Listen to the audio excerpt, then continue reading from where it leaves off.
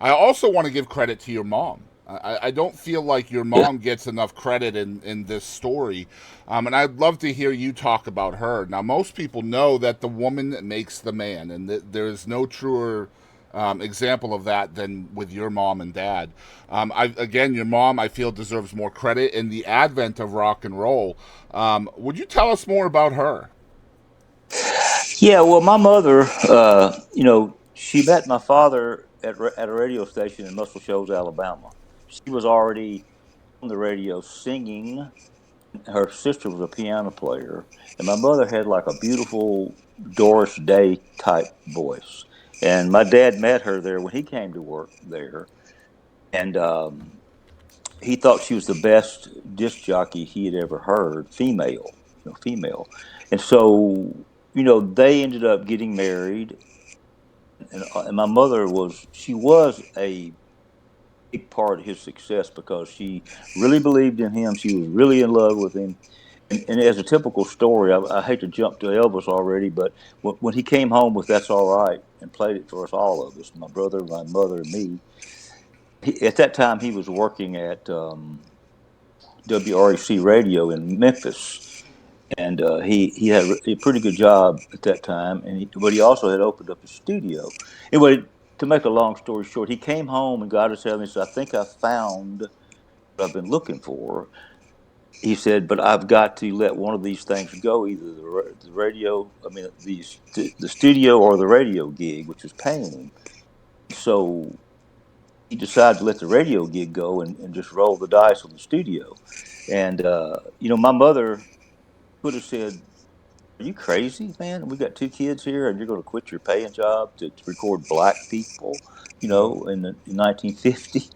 And but she didn't. She said, whatever we believe in you, whatever you want to do is fine with us." So yeah, she supported the heck out of him. And I also say she doesn't get enough credit for rock and roll because if you've ever been married, know, you know that your wife or the woman in your life can be influential on you. And but my mother was, she just wanted whatever made him happy. And of course, my father was one of those people that you weren't going to tell him what to do anyway.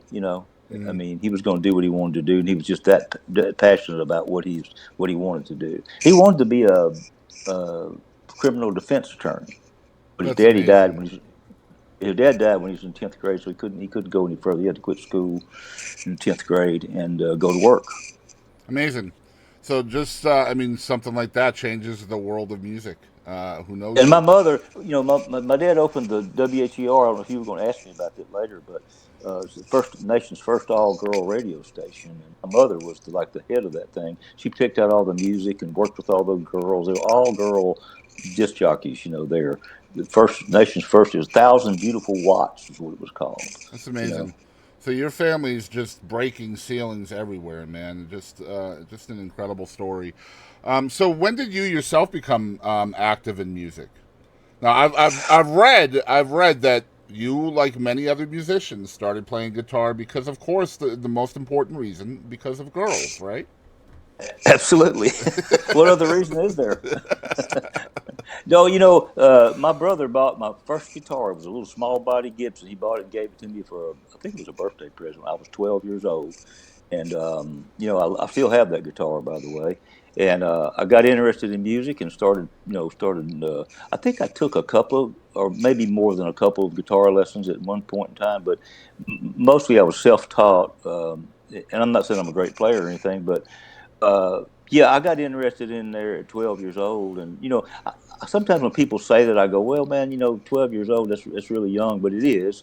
But by the time I was 15, I was playing in bands, and high school bands and that kind of stuff. And so I got really off into the music thing. Really loved playing in bands. And you're right. I mean, girls like guitar players. There's no doubt about it. Mm, I tell young guys today, don't get a set of drums, man. You can't take it to the beach. that's true. you know, Yeah, you it's got funny. It's take the funny how many songwriters started out as percussionists, though. I'm just gonna say it's very Yeah, it's surprising. true. Yeah, It's true. True. Yeah, it Yeah. is. So even though your debut solo album is about to be released everywhere, and we're going to talk about that a lot today, and I'm excited about that. You've been making music a really long time, just not in a solo way. You've been members with a lot of different bands and stuff like that. You've even released one of the last records, I think number 400 on Sun Records with the Jesters. If I'm correct Right. me if I'm wrong. Um, can you tell us some of the steps along the way that you've taken musically that got you here to your first solo record? Well, man, I had a bunch of different bands I played in. I say a bunch, probably five different bands or something, and I was always the rhythm guitar player, never the lead vocalist or anything. So, it took me a long time, and to hit with the help of other people saying, "Hey, man, you're a pretty good singer," and I didn't really realize that I was maybe, but it's been a long process of having the confidence step out there and do a solo record, because I was always dependent on some really great. We always had great singers in the bands I was in, and they were really great, soulful singers, man. And I never really thought that I would could be that way, but the more I did sing and write, songwriting really got me into singing because I'd have to sing my own songs that I'd written or co-written, and people would tell me that, hey man, you got a distinctive sounding voice. You don't sound like anybody else, which is good because Absolutely. if you think about the things my dad recorded, Elvis didn't sound like anybody. As soon as you heard Elvis on the Yep. radio do it, as soon as you heard Carl Perkins, you knew who he was. As soon as you heard Johnny Cash, you knew who he was. As soon as you heard Jerry Lee Lewis, you knew who he was. Yep. Roy Orbison, the list goes on and on and on. And so, uh, I was that what excited me that there was a perception that I sounded like myself, Hmm. not like anybody else. And so, but since I have been told that I have, a little bit of Charlie Ritchie in me, and a little bit of, other people in Hmm. me, style wise. I'm a stylist more than I am like a great vocalist. I'm more of a stylist Was than it was it some kind of maybe personal trepidation? Like a lot of people can hear their own voice and just be completely turned off by it. Like we hear our own hmm voice every day, every time we vocalize, we hear it. But once we hear it recorded, it's a completely different thing. Was that part of your kind of maybe a roadblock for you over the years? Well, I mean, I think at first it might have been, but actually, when I started doing my own song demos, and stuff, I got to where I didn't mind hearing myself sing, and I thought it maybe wasn't all that bad. So it Hmm. it took a little while, for me to get the confidence up to do that. I mean, I was always confident as a player and always confident being in a band, but as a solo artist, it just never really, you know. Entered my mind Right. necessarily until songwriting came around. I've been writing songs a long time, but when when you're singing your own demos and that kind of stuff, you get a little used to your own voice, like you're talking about, and yeah, I got to where I wanted to record some of the stuff I was writing, and we got the Spectrasonics console out of Studio B at Stax and refurbed Mm. it for a year, and then I wanted to be the first one to record on that console when it was put into our studio. So that's how this album started. And, I wanted to start it on my brother's birthday because he had died 2 years before, and or a year before. This was during COVID.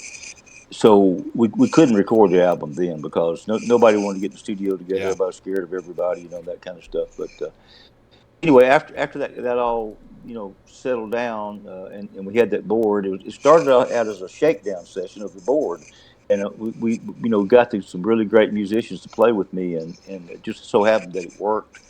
So it was the beginning of the of this album.